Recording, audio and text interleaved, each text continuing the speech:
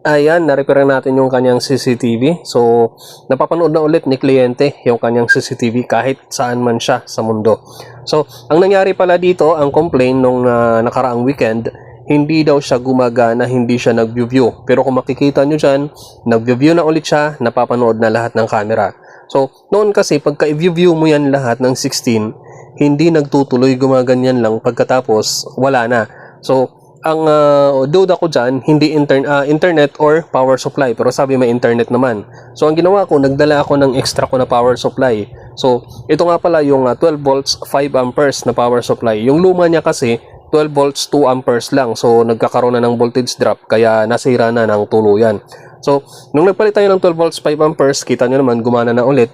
So kung may katanungan kayo regarding sa mga CCTV nyo, maaari kayong magtanong, wag lang mathematics. Kaya kung may CCTV kayo, nararapat na mayroon kang stock nito. Ano pa hinihintay mo? Bilhin mo na yan dyan sa Yellow Basket. Ulit, maaari kayong magtanong regarding sa CCTV. Basta wag lang mathematics.